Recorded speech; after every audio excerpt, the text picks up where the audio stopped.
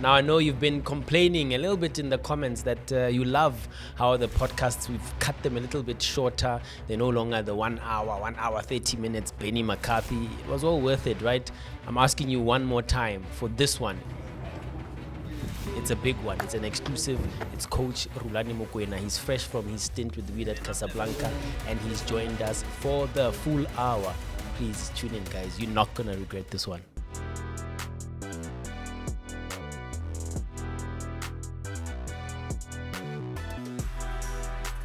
Coach Rulani Mokwena. Hey, Mazola, how are you? Man, I'm so excited for this one. I mean, I'm always excited for all the behind the boot with Super Geno guests. But when a coach who went out to test himself in the waters of Casablanca, I must tell you, there's a interview that you did. I think it was one of your last post-match press conferences in when you were coaching Wydad. Yeah. I took a clip of it. It must have been like 2 minutes. Yeah. I posted it on my social media and I said, Coach, after this, I think it's time you come home. Oh. Almost 2 million views. Unbelievable, huh? Sure. And you know, I don't like to read comments, but I read some of them and they agree that you should come home. Are you coming home? I'm home. That's just I'm home. Touché. I'm home, and it's good to be home. I've missed South Africa. It's a beautiful country, beautiful people. I've missed home, loved ones, family.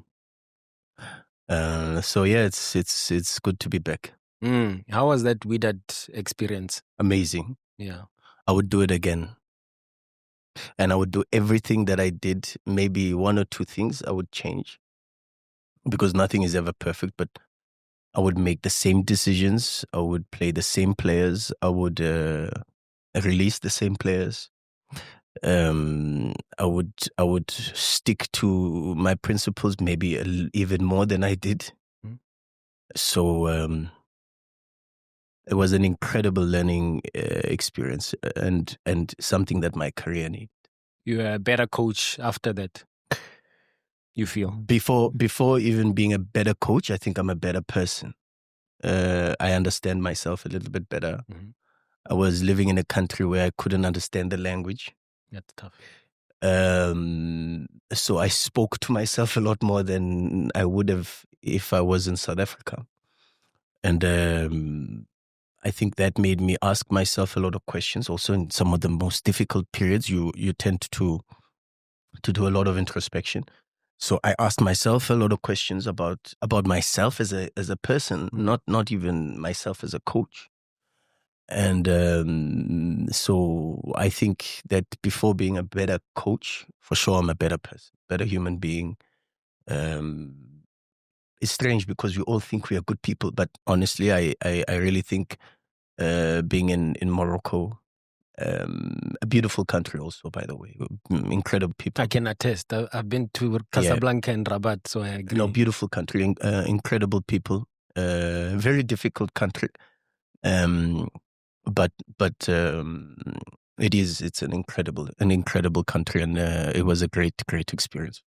You say you found, I suppose you mean like time to yourself quite a lot, as opposed to when you are in South Africa, friends and family and people that you know. Yeah.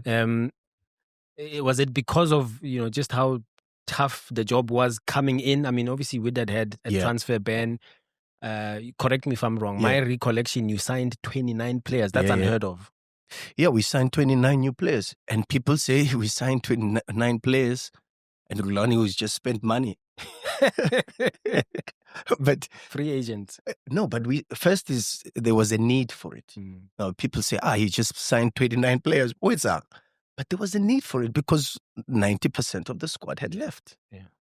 So if I had not signed any players, we might not have had enough players to take part in the official competitions. You know what I mean? And so we had to get players. And then, which is also something that I truly enjoyed a lot, was the recruitment part of it. The watching of games and analyzing individual players with specific metrics that suit the way I would think I want to play. And I did a bit of that at Sundowns. Maybe spoiled a bit by the structures that exist at Sundowns from the sporting director and the data analyst. and also the analysts, the technical analysts, maybe we would shortcut the process a little bit. But I didn't have that. I had to watch thousands and thousands of football players and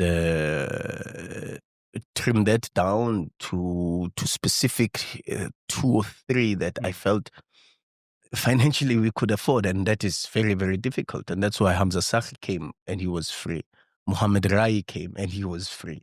Malsa came, an incredible footballer, and he was free. So Cassius came and he was alone. Tembikosi Lodge came and he was alone. So a lot of the players that we brought in were players that were financially, they met a specific criteria for the club. Yeah. Not too expensive from a transfer. Financially viable. But financially viable where they could get paid also on time and the like. So that was also an incredible part of my journey that I had never done before. And to do that and find some of the players that I think we found was... I would imagine sleepless nights to recruit. And in narrowing it down to that 29, I'm sure you looked at 29 more that you... Thousands. Yeah. Thousands. I maybe Spuma Kitla and the technical staff, Coach Tamba and them, they can attest to this, but it was thousands of players and from everywhere. I mean, from the US, from Brazil, from South America even. We had some players from Chile. There's a central midfielder in Mexico that's from Spain. I'll never forget because he's just incredible. 29 years old. I won't mention his name here, but if you really want, and that was the number 1 target, but it was just far too expensive. Or this one you would have had to buy. Or there's another 10 to wait. So they would have had to pay quite a bit of money for him. And a lot of the talent that we wanted to recruit, we just couldn't. And so that was the other incredible challenge that I faced was making what we found. And of course, when players are free agents, sometimes there's a specific reason for that. And players, very, very good players, are not in the market having it's clubless, unattached, 100%. Yeah, of course, there are the odd exception like Trent Alexander-Arnold, but he doesn't stay too long. No. Out of context. Said goodbye at Liverpool today. The next day he was unveiled somewhere else. Yeah. So that's how football is. But there are circumstances sometimes that force certain players to be unattached or to be without a club for a certain period of time. And you, as a coach, you've got to come to terms with that and then deal with that player, even with the trauma that they've carried through in their careers, because there is no goodbye that feels well, or that goes down well. And then you get these players who are talented, but they carry certain baggage. And now you've got to make them look at themselves in a different way because you need them to perform and to feel good about themselves and feel good about their qualities and be able to help you win games and achieve the results that are needed. So it started from exactly that, from scouting and analyzing and retrieving raw data from just footage. And then, of course, to give the club the recommendations, the positions and the specifics, and that's why after that also we introduced the club to transfer room because from my existence with Sundowns, I felt that could help the club even while I saw that, the guys at Transfer Room, we've formed some sort of collaboration. They sent me something regarding Wydad being there as well. Yeah, because it's a modern way of finding the best players without the efforts that I don't think there are a lot of coaches that would do that side of the job. Yeah. So I one of the things that I've always said in all the clubs that I try to go to and is I always say I try to leave the change room better than I found it. And I'm happy that even with Wydad, in terms of the recruitment of the players, in terms of processes and setting up systems around the first team, like analysis and diet and nutrition, the sports science, recruitment in relation to transfer room and the use of Y Scout. I'm glad that I can sit here and say I left the jersey better than I found it. Left it better than you found it, but why did you leave though? If you'd been creating this synergy with I saw video clips of you from your early days when you arrived there watching Yeah. I think you gave the debut to a 16-year penalty kid. The record. Yeah, records. In more ways than one. But towards the end today, and I spoke about that clip of your last few days there where it just seems like you were just losing your mind in Casablanca. What was going on? No, but a lot was going on. Some of the things in retrospect, I analyze and I say to myself, first is I look at my own career. Like I said to you, I spent a lot of time with myself. And that's not always a good thing, but I think in this instance it was an incredible thing because you get to have a look at maybe understanding what your calling and your purpose is in your life, in your own life. And when I look, for an example, at the start of my career, even at Platinum Stars, for an example, where everything started as an assistant coach, I had to go into that environment where I was surrounded by incredible minds. Steve Compella, Kevin Johnson, Alan Fraze. Even at a certain point, we had Miguel Gamondi as our head coach, and there that was like kindergarten. I was being prepared for a football environment. And then Sundowns, I went into a little bit more of a semi-professional space where even dealing with the under-19s and with elite talented players from a developmental perspective, you learn a little bit about how to conduct training sessions, how to plan the training, and then you move to the first team, and you are Coach Pizzo's assistant, and now you've gone through kindergarten, you've gone through the first phase of coaching, which is the most important probably, and that's where you know how to plan the program, your microcycles, your macrocycles, and all these terms that they use in relation to periodization and how you want your team to play from a tactical perspective, but how do you mix that with the other technical aspects?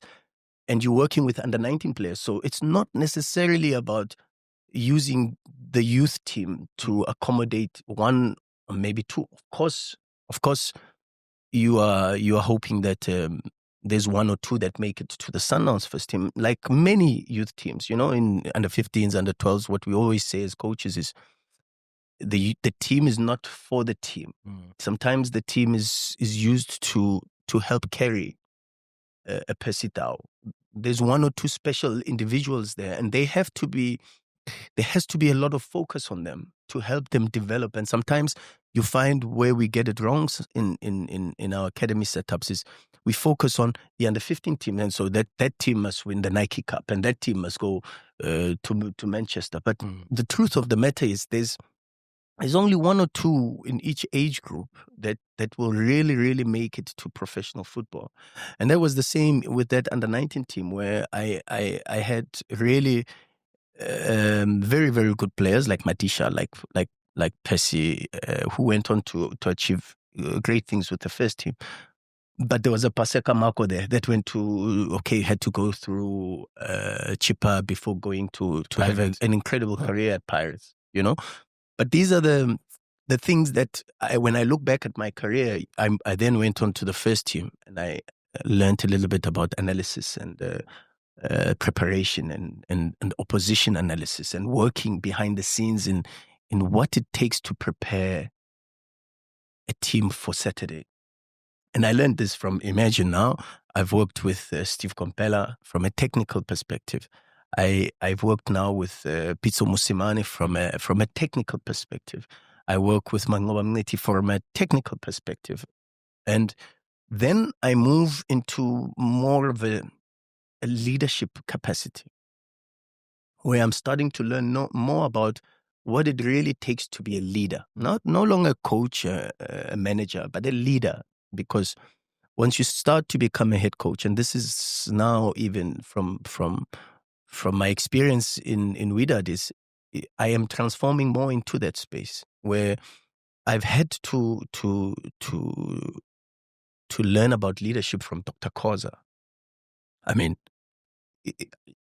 I don't have to tell you, from geography to history and politics of Soweto, and when Soweto, and who started Soweto, and why Soweto was started, and why Orlando is the first community, and these type of things. I tell you, I would not have known had I not met to religion. I mean, Dr. Kozo would make me walk into his office and read the Bible first before we did anything.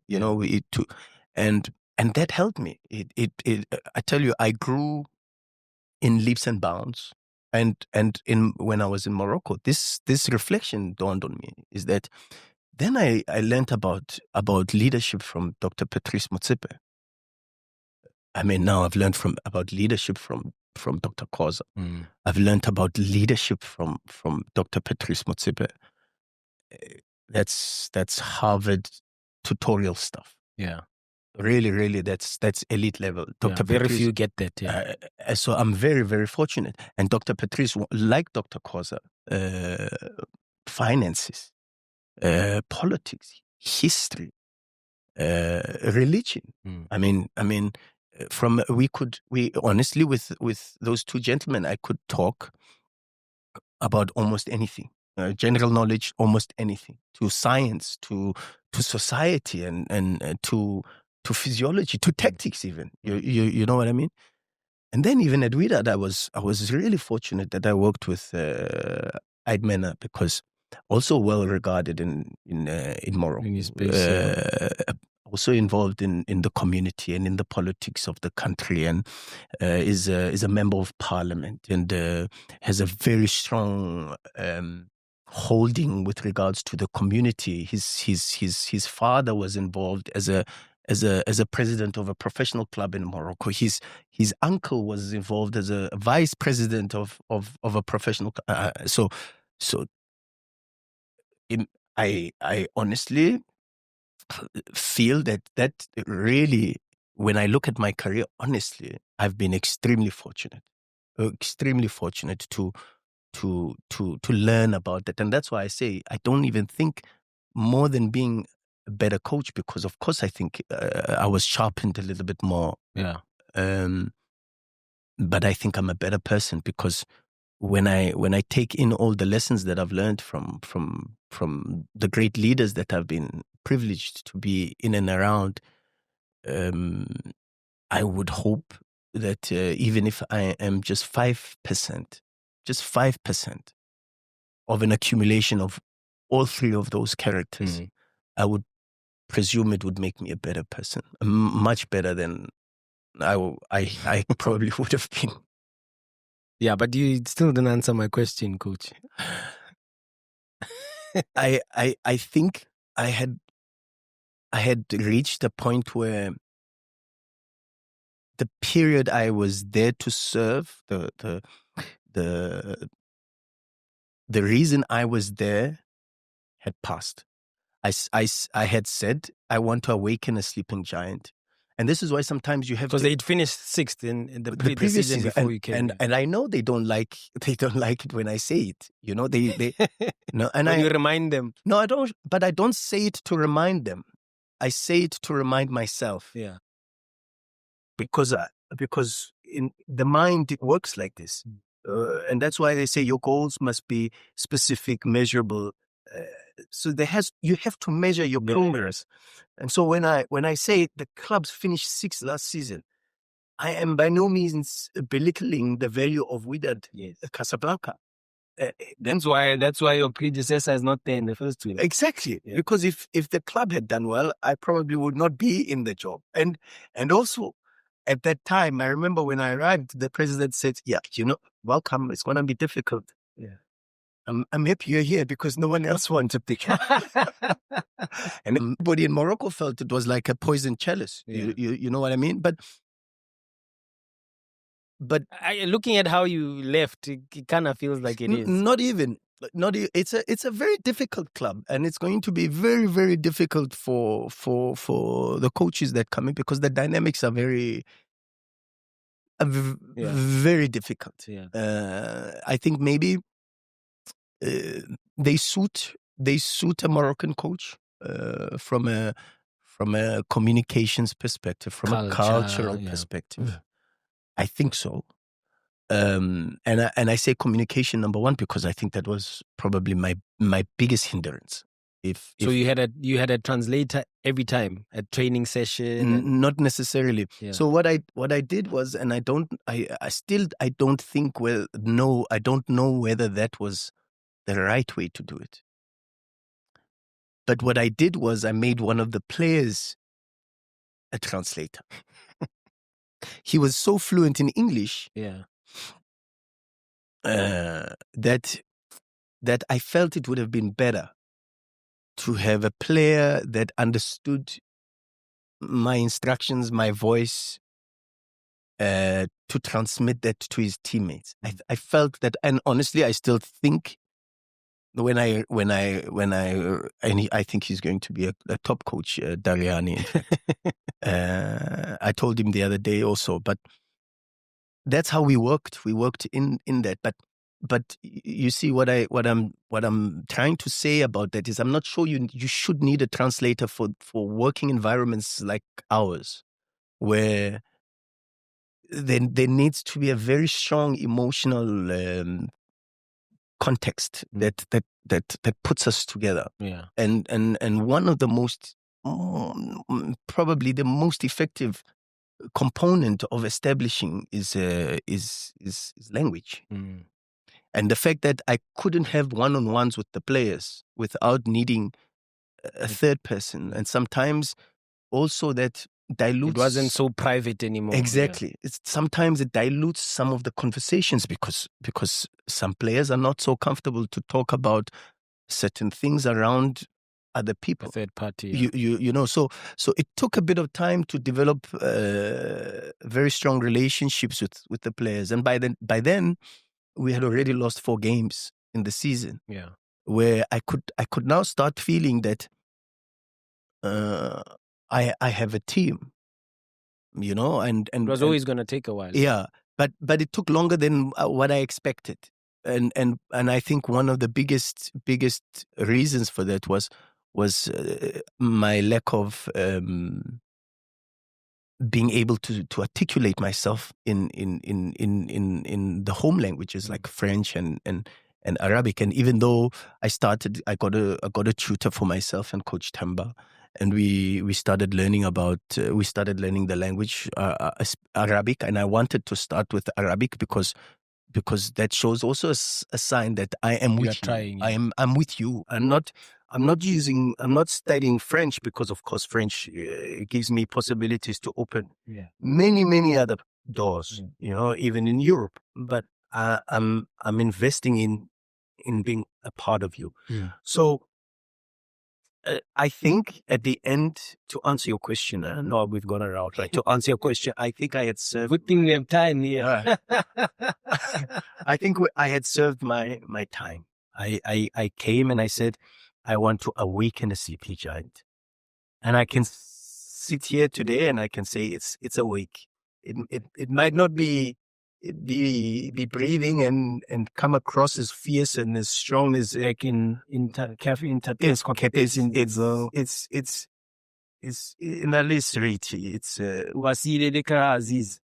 Well, also, how many players they've got? Some incredible players that we brought for, not just Azizki. Yeah, they've got Lodge, they've got Obeng, they've got. I was reading something came across, and one of the people at the club said they got Obeng from transfer room, and in 3 hours it was so difficult. Maybe Obeng will talk about it, but it was so difficult to convince Obeng to sign for leave Casablanca. And fortunately, the head coach of Casablanca in Portugal is a very, very good friend of mine. And so he then introduced me to the sporting director, who then spoke to Obeng, and the coach then spoke to Obeng to push him closer to us. I tell you, I think maybe on the day of the transfer window closing, I must have spoken to Obeng 10 times. Yeah. And maybe each no less than 1 hour. 10 times. And it started from the day before. I think 2 a.m. we were on the phone for 2 hours because he was not really convinced about coming to Wydad. But still, we worked very, very hard to get him because I could understand and that was also a very tricky transfer window because I didn't want too many players.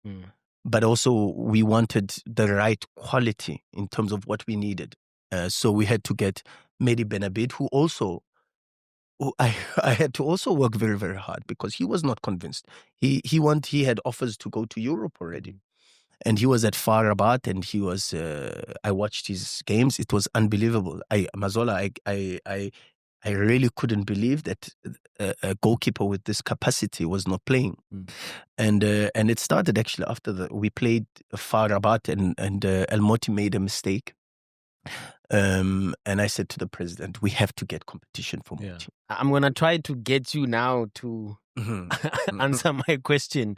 Why did you leave Wydad? And also, maybe some people might say I'm trying to vindicate myself because I was under fire from the Wydadis. How do you call them? Yeah, Wydadis, yeah. Wydadis, that I'm trying to... The winners. Yes, I'm trying... Oh, that's what it means? Yeah, the winners. No, wow. I was none the wiser. Yeah, winners 2005. Yeah, so...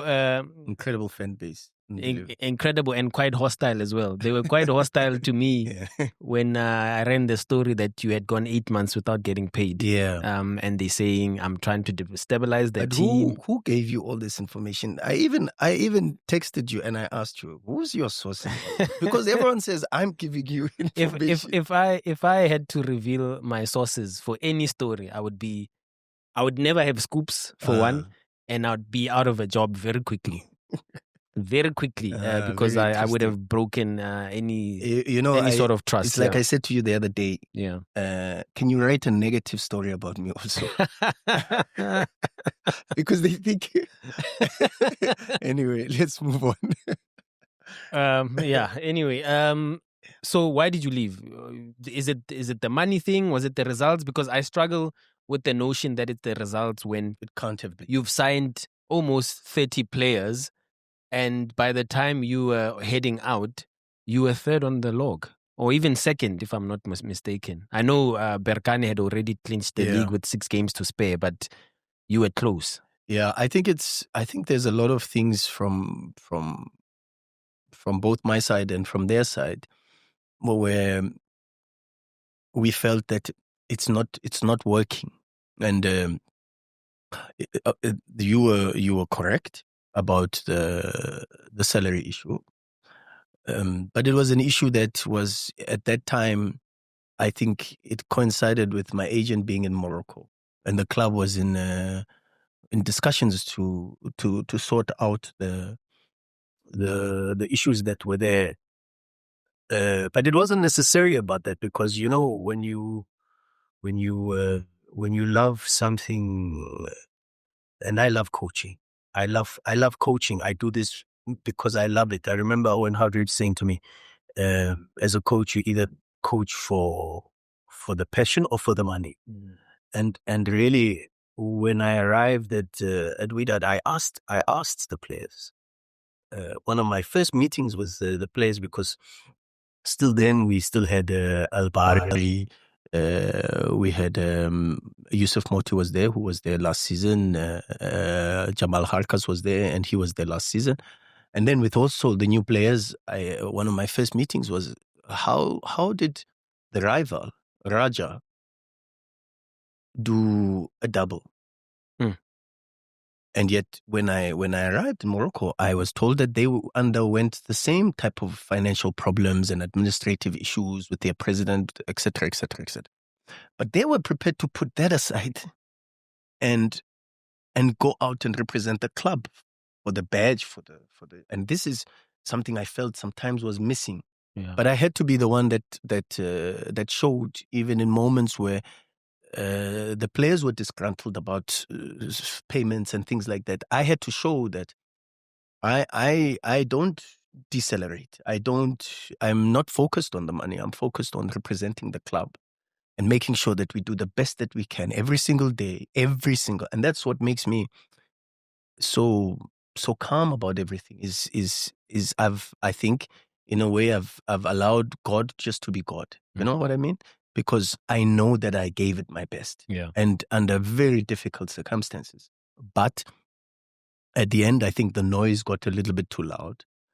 Did you really get off social media? And yeah, I did. Not read messages and I went off social media. I literally didn't have a phone. Sure.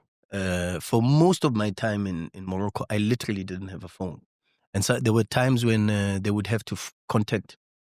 I remember even after Mass, we lost 4-1. I tell you, I was extremely upset because I remember one of the players, we were down. You know, we got a red card and we were down, and around the 70th minute, we were caught in a counterattack, and one of the players was walking. And already we were one man down, and we conceded the goal. And after the game, he said to me, "No, it's a 6 versus 4, so I don't have to come back." And for me and my teams, we have not too many non-negotiables, but one of them is everybody has to run. Yeah. And you defend when you have to defend. You have to help the team, and of course, when you represent a club of as big as we. You know what I mean? It goes without saying. And that was the first thing. And without the right language, because sometimes even with translation, the feeling is diluted a little bit. You know, the tone is missing sometimes. It was to get the players to understand that, because some of the players were coming from France, maybe a higher standard of living, a higher economical stature, you know, the profile of the clubs, a little bit more prestige, European, etc., etc. And coming back to Morocco and to Wydad, for some of them, in their minds, felt like a downgrade, and maybe even what they had expected was not necessarily the reality. And to get the players to understand that sometimes, even without comfort, you've still got to be honest to your signature. You know, you've committed yourself to the club. And my way of showing that was not to focus too much on the remuneration and the salary and those type of things, but to make sure that we do the best that we can for the club. But as I say to you, at the end, maybe the biggest thing was the noise just got too much. And I think now that I am a little bit more sober, I can find some form of respect and understanding, because I think the Moroccans are very patriotic, and I think the feeling, and it's not in a bad way, you know. It's if you think about it in a very positive way, their feeling was, we need another Regregi. We need a Moroccan coach to lead a Moroccan team. If you are gonna fight back some sort of launch a resurgence of some sort, you need a native coach. I think the feeling was that it would make Wydad and Morocco in general as a country. I think the feeling was that they would find a lot more pride in the success of Wydad and Morocco, if it's also led by a Moroccan coach. I would really think that when I analyze the situation with a little bit more soberness. Yeah, it was difficult to do that at the time. At the time, yeah, because I couldn't understand the noise. You know, I mean, before even the 7 draws in a row, we went 5 wins in a row. So we were 12 games unbeaten. But the noise increased a little bit after Tetuan, because we lost in the cup. And then the noise was a little bit... Because then they realized that you're not going to win the league, you're not going to win the domestic cup, and that means the season is... But I think most of them knew we were not going to win the league. From the word go, I was told very clearly that it's not a target. It's something we cannot even think about trying to achieve. So I think the thirst of the supporters really was hanging more on the Throne Cup. Yeah. And when they knew that we couldn't even win the throne, I think the noise escalated. And then the talk was, he's just moving across. He's using this to move across. He wants to just meet Pep Guardiola, and that was, even though you've signed the contract until 2027. Yeah. That was the feeling. In Morocco. That and of course this I couldn't get from anyone else except my players, because at that point I was very strong with the group. We had a very, very strong group, and they were the ones now, because they understand Arabic, they understand, and they still also on social media, so they're the ones that also tell me these things.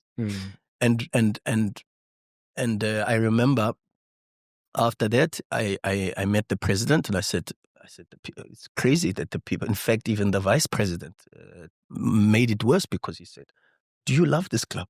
And I said, "What type of question is this?"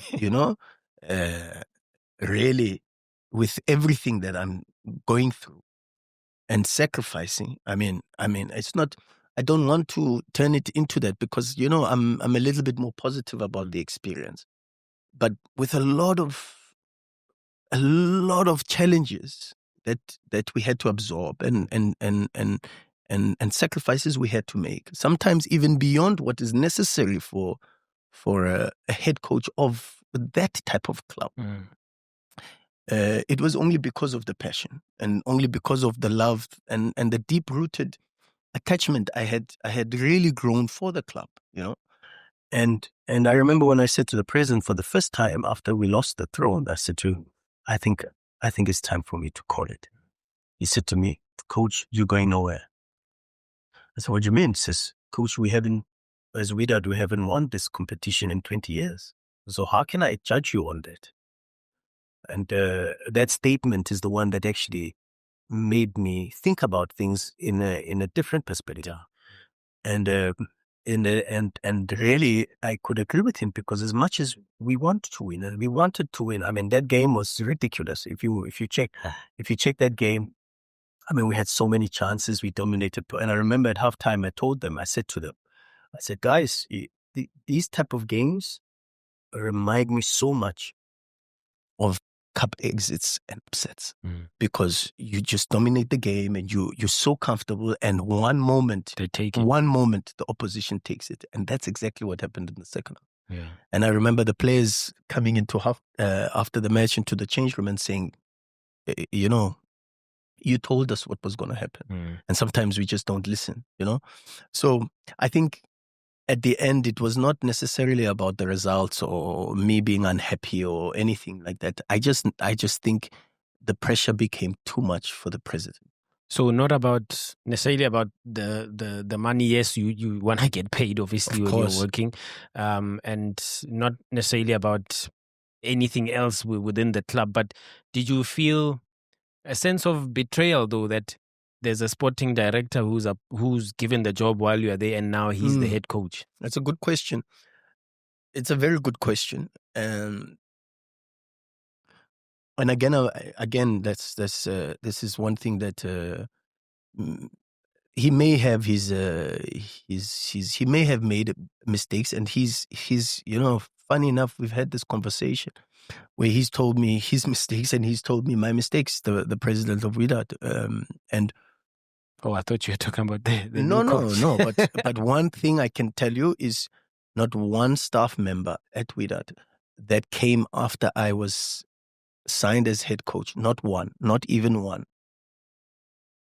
was recruited without me having to meet them first. Which is what you made clear in your first press conference. You said and I think you were referring to the historical past at Sundowns, that you made it clear that in your clause that the club must consult you with any acquisitions, even the appointment of certain senior roles. But it's one thing to have it on paper, and then it's another thing to be man enough to follow through on it.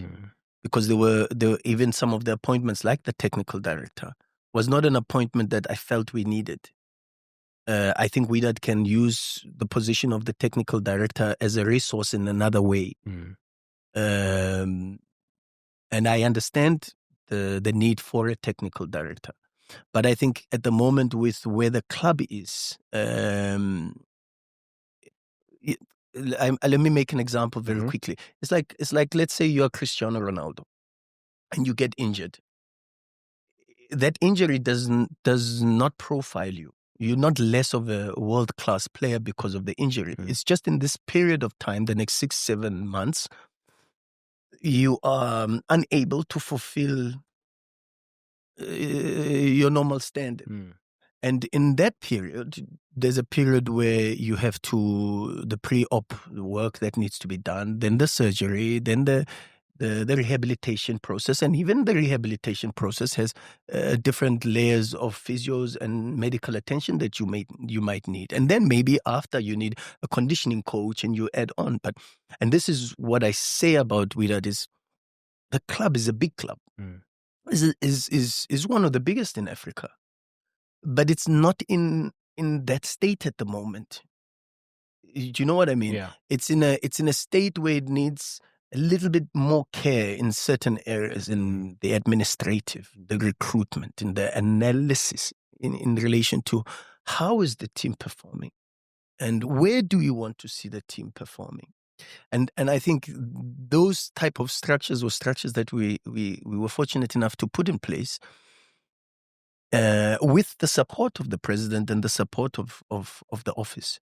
Because at the end, really, we got an analyst already. We were able to bring in Sbu, and when Sbu left, we were able to bring in another analyst. We worked with a data company that helped us analyze our games, helped us analyze the opposition. So from that perspective, we were really, really improving. And as I say, I've got to give him a lot of credit because he was a man of his word when he brought the assistant coach, who was very important for me. In fact, I think he should have joined us a little bit earlier in the beginning of the season. But when he brought him in, he only signed the contract after I had met him. I didn't know him. And a lot of the technical director I didn't know. And I made it very clear to the president. I said, you have to bring the person that you feel is the best person for the job. Because coaches come and go, but the people will remain and they have to work very, very hard for this club in those positions. So if you ask for me to meet them as a formality out of what we had signed on paper, I'm more than happy to do that. But I will okay what you okay. I say yes to the one that you say yes to. And so when they brought the assistant coach and the technical director and even the sporting director was someone that I didn't know. And I had met before because he was the coach of Zimbabwe. Another coach of another club. Yeah. And I remember I was very surprised by Zimbabwe. In fact, what had happened was in one of the games, I think they were playing Safi, Swalem, JSS. I think they were playing Swalem and the game ended 1-0. And there's a kickoff that they used and went to go score. Like immediately from kickoff, and they went to go score. They won the game 1-0. And that kickoff Real Madrid had done, and it actually went viral on social media. So I was very impressed to see that because I hadn't seen something like that in Morocco, you know. So, and I said to myself, wow, this coach invests, you know, and his team was doing pretty well. You know, they were 4th, 5th. And they had some very, very good players. You know, some of the players even left mid-season. And then I found out that he was fired. So he had lost his job. Yeah. That evening when I found out, I asked for his number. I called him and I said to him, well, commiserations, but I just want to say to you that, and if it means anything, I just want to say to you that your team was very well coached, you know, and we played against them, even though we should have won the game. There was a situation where we missed so many chances, 1-on-1s, 3v1s. It was incredible. Yeah. And the game finished 0-0. And I thought the team was well coached. And we exchanged pleasantries. The only disappointment that I might have with the sporting director is that was not returned.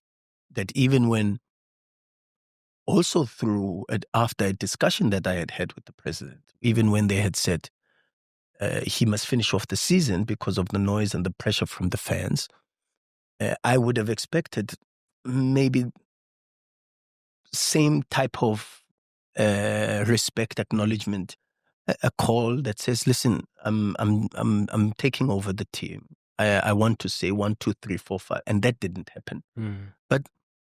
But that's life and football, isn't it? It's sometimes we learn not to expect ourselves and others. Yeah. So have you completely moved on now? Are you in the? I mean, I suppose you are on the market. You are a coach. You're not gonna take a year-long sabbatical, or is that your plan? Have you had any contact from other clubs? Because every time I open, the digital space with your name in it, you are linked to Zamalek. You are linked to some club in obscure Scandinavia somewhere.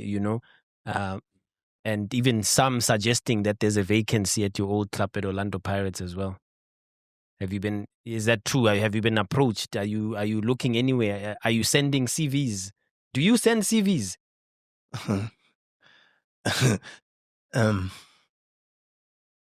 You don't send CVs.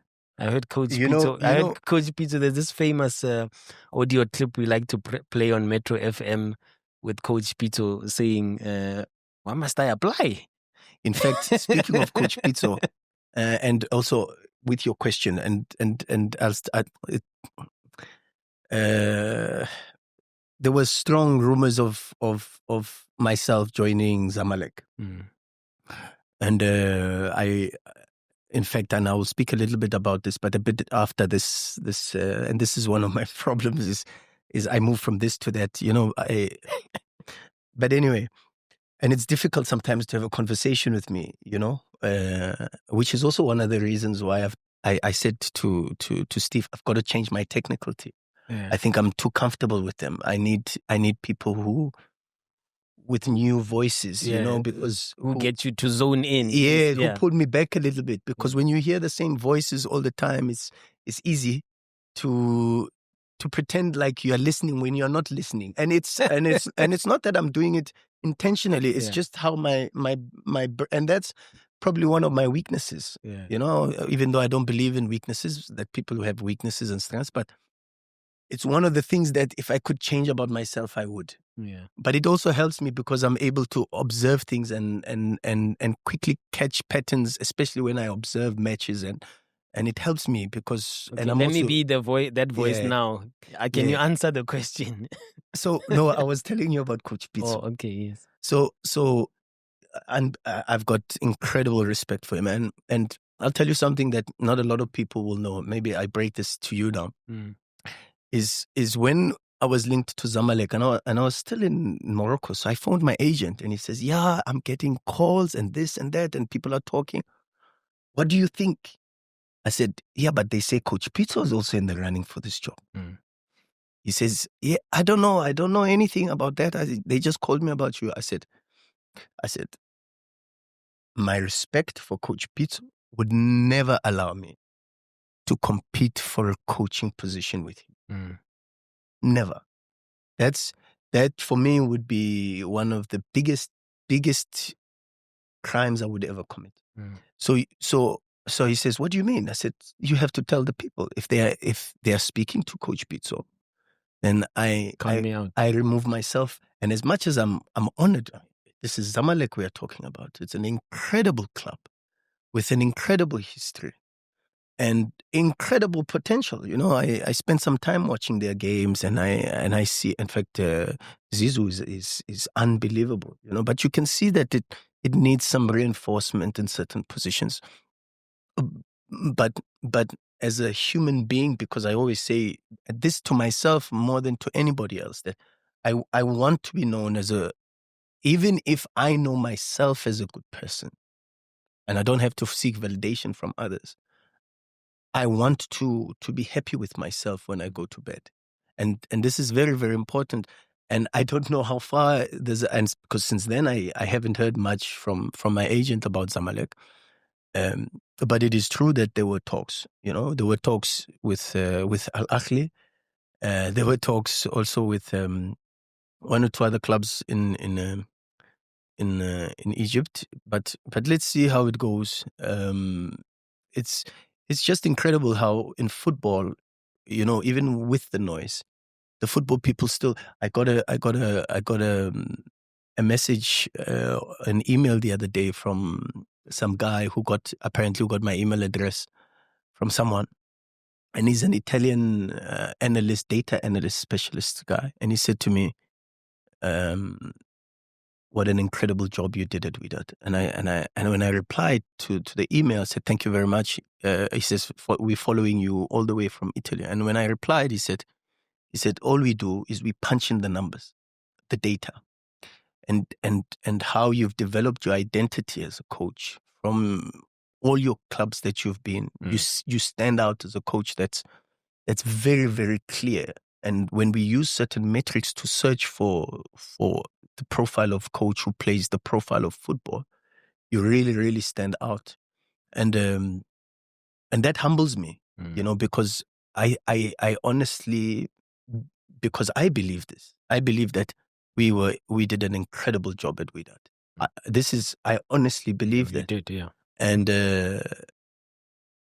whether people agree with that or not, that is not for me to get involved in. But and when I look at the circumstances, I look at everything, the training facilities, everything, the players and what we recruited and what we could have recruited and what we eventually got, and trying to squeeze the best that we can. Really, the players gave me, especially the players from January moving towards the end of the season, incredible.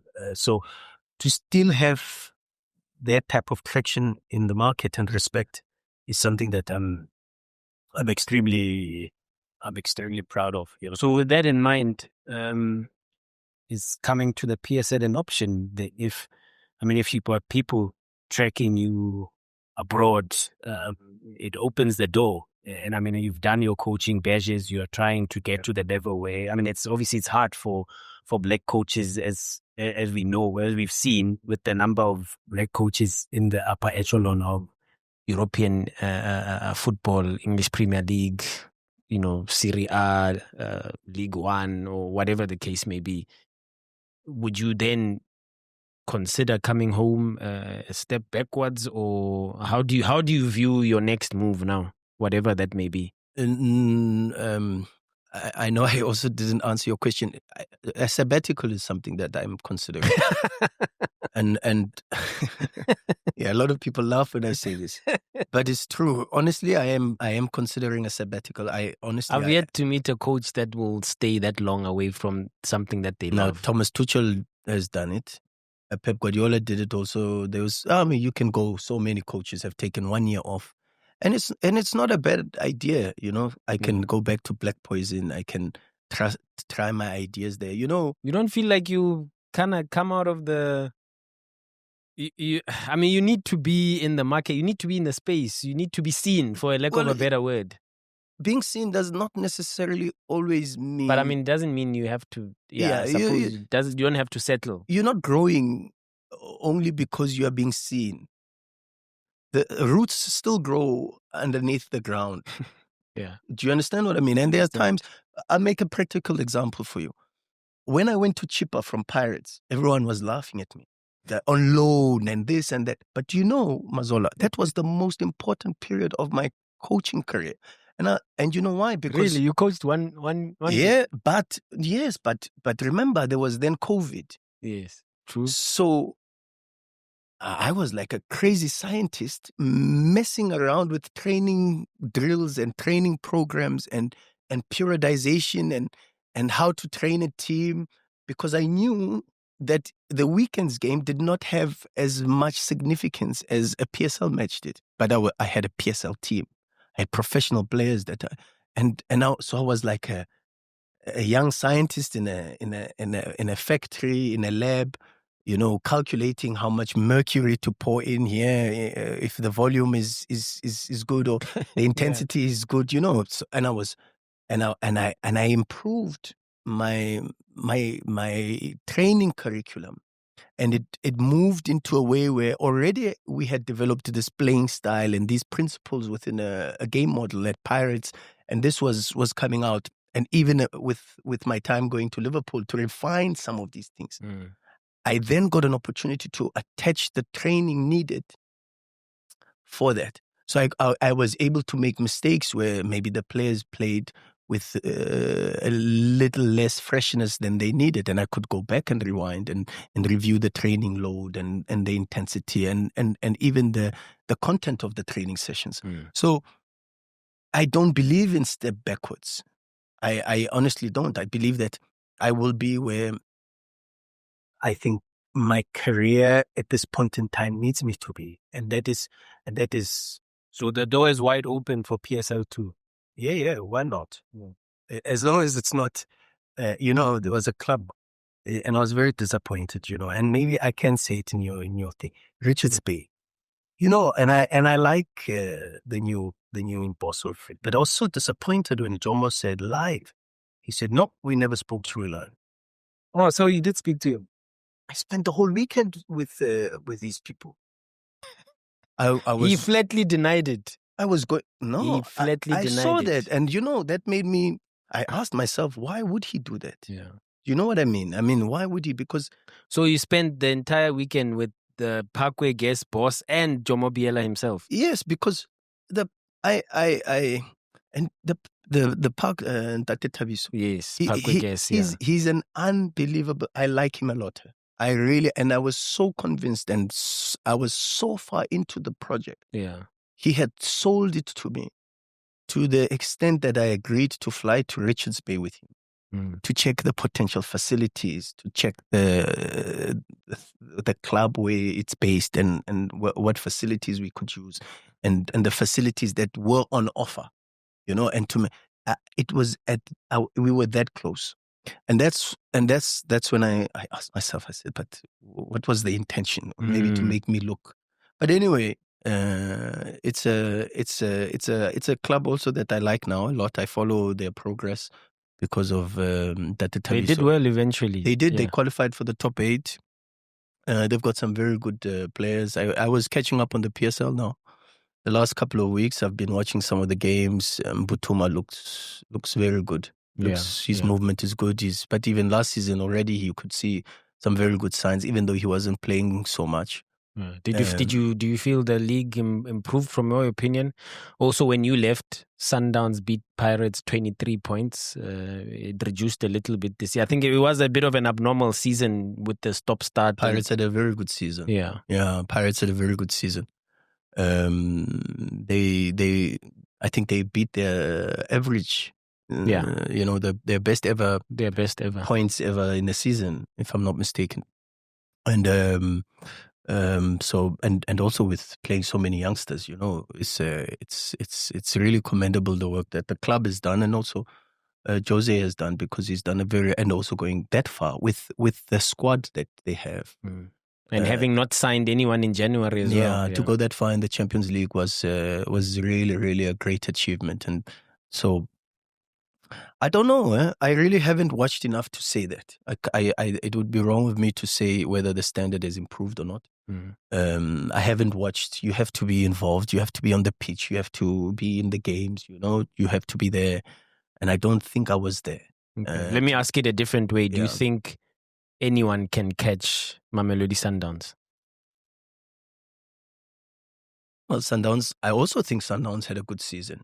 I know there's disappointment in the Champions League, but I know how difficult it is, and maybe that's why I can say you know very well. You asked for 4 years. No, not necessarily 4 years. They gave me a 4-year contract, and I said no. But I said, and I will repeat what I said, that eventually it should not be an obsession. Yeah. Because when it's an obsession, when you get to the final and you lose in the final, and you are so close, If it's an obsession, it kills you. Yeah.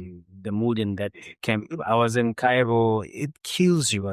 But if it's a dream, then it's the perspective is, hey, we are closer than we will ever be. Yeah, it's the reality says, hey, we're closer than we've ever been. Ever been. The last, 5, 6, the last time was 2016. It's almost 10 years. So that should galvanize the club, the players, the group to say, we're close. And maybe, of course, there are one or two things that we have to correct. And like every other club, we've got to grow every season. But I think Sundowns are still as good a team as when I left, if not maybe even better. What do you make of that Pyramids team? Good team. The people, in fact, after Sundowns lost in the final, the president of Wydad called me because I had already, after the group stages, I had already said that Pyramids would win the Champions League. And the people close to me thought, no, you're crazy. And I said, I was involved in the Sundowns team that played Pyramids last season, and we drew at home. Yeah. And we won 1-0 away. Yeah. And I can tell you that it was very, very difficult to plan for Pyramids. Yeah. Ribeiro said in one of his interviews, he said Pyramids were the best team that they faced in over 50 matches of this 2024-25 season. They won 9 matches in the Champions League compared to Sundowns, who won only 3 from group stages. That should tell you. And it's not easy to win matches in the Champions League. Champions League is... You know what I mean? And one of the factors also for Pyramids is that normally in the Champions League, there is a certain feistiness about going to Casablanca, for an example, or going to Cairo, and there's flares, and so there is a boost, you know, from with a lot of, if you go to physiology and biology and science, there is a mechanical type of transmission of chemicals to the brain, to the body that, you know, spike a little bit the performance. Yeah. And then you play against Pyramids and there's no one at the stadium. It's very, very difficult. Tough. When we played, my longest ever video session, and maybe the Sundowns players in the future they'll tell you, was before we played Pyramids in that second match. The away match at that 30 June stadium. I kept the players for 5 hours, and I didn't realize it was 5 hours up until the end of the meeting. Oh. I remember they forced me to take a break, and when I looked, it was like 2 hours, and I said, okay, almost there. But we had to make sure that, and it started with me as the coach, because. So you already felt that they were that good at that time? At that time, but of course they had. Yeah, and they had not even gotten Mayele, I think. No, they had Mayele. But he didn't play the first leg because of visa issues. They still had Mayele. They still had Ramadan Sobi. In fact, there's a left winger, Hafez, who didn't play. They still had Fatih. They still had Traore. They had Rabia, the centre back. They were still this strong. Al Shanawi in goals. Really, really still a very, very strong team. And I honestly think that 5-hour video session is what helped us cross the line, because I think it said to the players that even if the game sometimes might feel like it's a friendly match because there's no spectators, it's still a Champions League game. And the level of preparation, maybe when I look at it, maybe too excessive.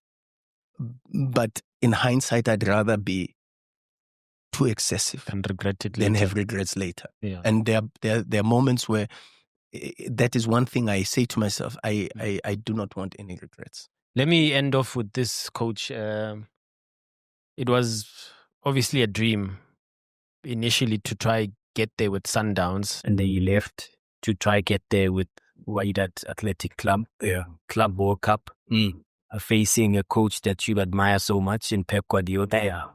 And it's not happening, unfortunately. A punch to the gut. That how do you now that you had time to sort of sit back, how do you think about what is your reaction to that? Yeah, good question. I don't know. Of course, like every other human being, you face setbacks and disappointments. And if I sit here and I say, of course, it's not a setback, or it doesn't feel like a disappointment, that I'm lying, and I'm lying to you and lying to myself. But I think in life, sometimes again, let me tell you a story. And I'm glad we're coming to the conclusion, but let me tell you a story about a stoic farmer and his son. Okay. Mazola. Yes, I'm listening. A stoic farmer and his son. And they've got one horse that they use to help them with the farming and the labor in the farm. Okay. So one day, this horse goes missing. So the son runs to the father and he says, "Daddy, the horse is gone." So the father says, "Could be for good, or could be for bad. We don't know. Only time will tell." Mm-hmm. Few days later, after a little bit of suffering and problems on the farm, few days later, here comes this horse with 4 or 5 other horses. He's recruited horses. Okay. The son goes to the father and he says, "Daddy, It's back. it's back. But listen, now, even with more horses." Mm-hmm. So the father says, "It could be for good, or it could be for bad. Okay. We don't know." Few days later, the son is riding one of the horses on the farm. The new horses, this young, energetic horse that came with this old horse, which was slower. And they were blessed with this young, energetic horse. He rides it, falls, breaks ligaments, bones, Everything. The son is crying. The father says, "Hey, it's okay, my boy. We don't know. It could be for good or for bad." Mm-hmm. The child recovers, leaves the hospital. And now the child is back home. Civil war starts in the country. They are recruiting soldiers, young boys, to come and join the army. The only condition that young boys would not be recruited into the army to sacrifice their lives to fight for the country is if they're disabled. And so the son gets the chance to stay with his family. Because he's physically impaired, yeah. During the Civil War. Yeah. And his life is saved. Okay. So in life, the perspective has always got to be, we don't know. Could be for good. It could be for good. Could be for bad. And it could be for bad. Only time will tell. So, but you must know that there is a reason behind what has happened or what is, and you've just got to deal with it normally, like every other human being. But with a clear understanding that you are not in control, because it could be for good. It could be for bad. Or it could be for bad. Okay, Coach. Well, on that galloping note, we'll leave it at that. It's Coach Rulani Mokwena, ladies and gentlemen.